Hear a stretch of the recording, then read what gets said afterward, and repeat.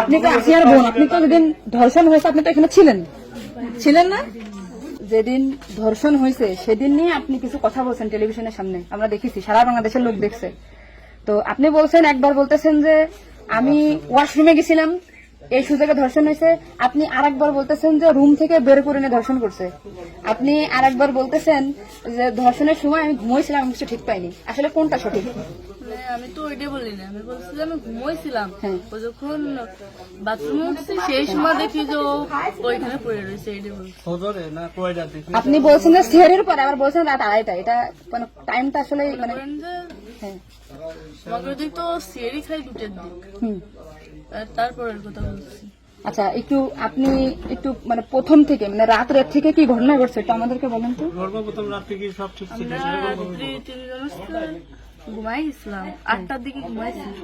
আমি, আমার জামাই আর আমার বোন, আমার বোন হচ্ছে আমার পাশে ঘুমাইছিল। তা আমি জানতাম না যে ওর সাথে ওরম হবে না।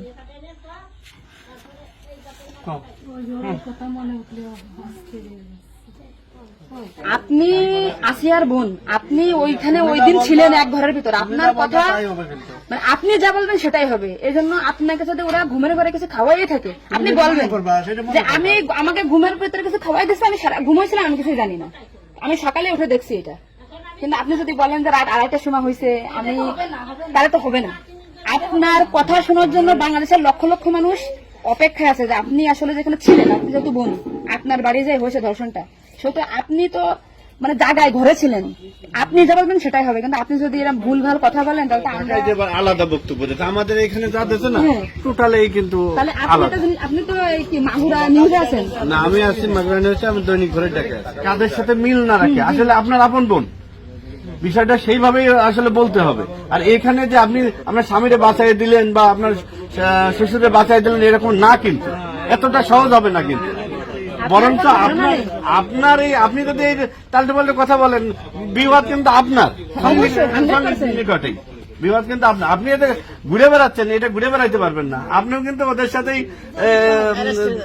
যুক্ত হইতে হবে আপনার। তার মানে উনি একবার বলতেছে কি জানেন, আমি টয়লেটে গেছিলাম তখন ধর্ষণ হয়েছে, একবার বলতেছে আমি আমরা ভ্রান্তিতে আসছি, বারে বারে আপনাদের কাছে আসতেছি শুধু এই একটা কারণে। কিন্তু মানে আপনাকে যদি খাওয়াই থাকে আপনি বলেন যে আমার খাওয়াইছে, আমি কিছুই জানি না, সকালে উঠে দেখেছি আমি এই অবস্থা।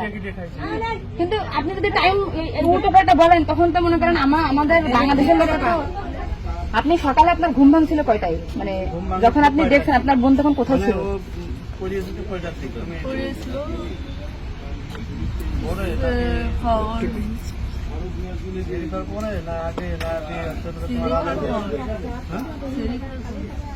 আপনি 8টার সময় ঘুমাইছেন, তারপরে কি আপনার ঘুম ছেড়ে খাওয়ার পরে ভাঙিছে?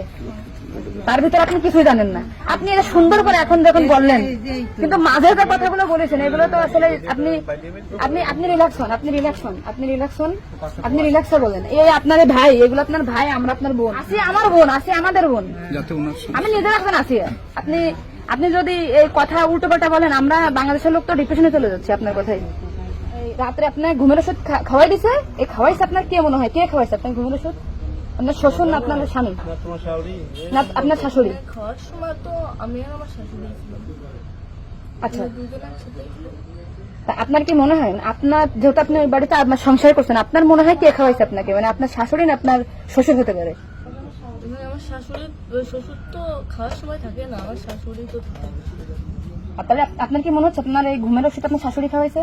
কিন্তু আপনার শাশুড়ি যদি খাওয়াই থাকে তাহলে ধর্ষণটা আপনার শ্বশুর কিভাবে করলো? মানে ওনারা তো সবই জানে। তো আপনি কি এটা কখনো কি মিডিয়ার সামনে আগে বলছেন যে তাই তো আপনার শাশুড়ির 3 দিন বাইরে থাকার কথা না, সবার আগে তো উনি অ্যারেস্ট হওয়ার কথা? আপনি কি এটা আমাদেরকে জানাইছেন, সোশ্যাল মিডিয়াতে জানাইছেন? শোনা এই যে আজকে আমরা হয়তো জানতে পারলাম যে আপনার ঘুমের বড়িটা খাওয়াইছে বা ওষুধ খাওয়াইছে এটা আপনার শাশুড়ি খাওয়াইছে, তাই তো এদের পরিকল্পিত না, মানে পরিকল্পিত ছিল ওদের আগে থেকে। আপনার কি মনে হয়?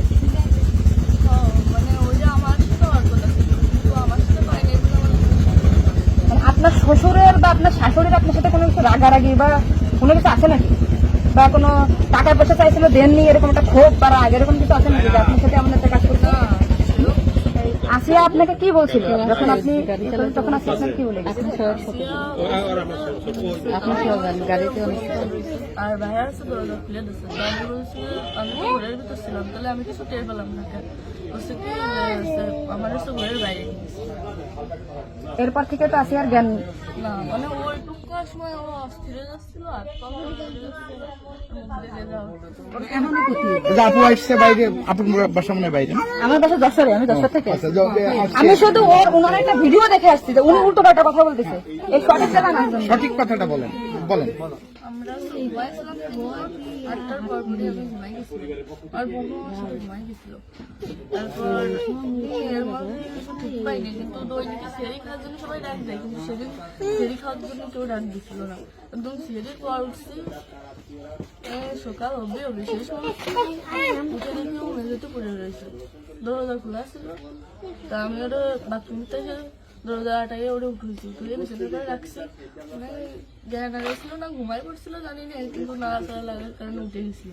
উঠে করছে আপা আমার অনেক কষ্ট হচ্ছে আর জ্বালা পোড়া করতেছে। আমি বলছি ফ্লোর পরে পড়ে রয়েছে, এর জন্য ওরকম হয়েছে।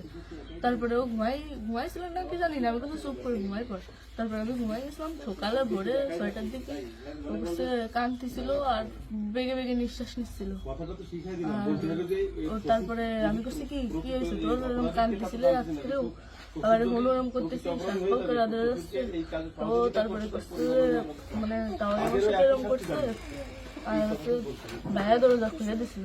তো আমি করছি আমার এই ঘরের ভিতরে না হলো, আমি তো কিছু টের পেলাম না, তো করছে আমার ঘরের বাইরে। আপনাকে একটা ছোট প্রশ্ন করি, কিন্তু আপনি এর আগে টেলিভিশন থেকে আপনার ইন্টারভিউ নিয়েছে, আপনি বলছেন যে রাত 8-এর দিক হয়েছে আনুমানিক, তারপরে এই হয়েছে, আপনি মানে এই মাঝের এই কথাগুলো তো আপনি জানেন না। সুন্দর, এখন আপনার কথা ভালো লাগছে, আপনাকে থ্যাংক ইউ। এই যে মাঝের যে কথাগুলো এগুলো আপনি কেন, মানে ভয়ে বলছেন নাকি ওদের বাঁচানোর জন্য বলছেন? আমার তো ভয় দেখানো হয়েছিল মানে কথাগুলো যে বলছেন এটা কি আপনাকে শেখাই দিয়েছেন নাকি আপনি নিজের থেকে বলছেন? না, কেউ সেটাই। তাহলে আপনি নিজের থেকে মাঝের যে কথাগুলো আপনি স্কিপ বলছেন, এটা তো আপনার বলা তো অন্যায় হয়েছে। তাহলে আপনি নেক্সট টাইম, মানে আমরা খুব, মানে আমি আপনার ভিডিও 100 বার দেখেছি, 70টা কেন জানি, আজকে দেখেন আমি 10 থেকে আইছি, আপনাদের ওই বাড়ি গেছিলাম আমি, ঠিক আছে? মনে করেন ভয়তে সবকিছু উল্টো পাল্টা গেছে। এক কথায় মানুষ সবসময় বারবার জিজ্ঞাসা করে মাথার ভিতর উল্টো পাল্টা হয়ে গেছে।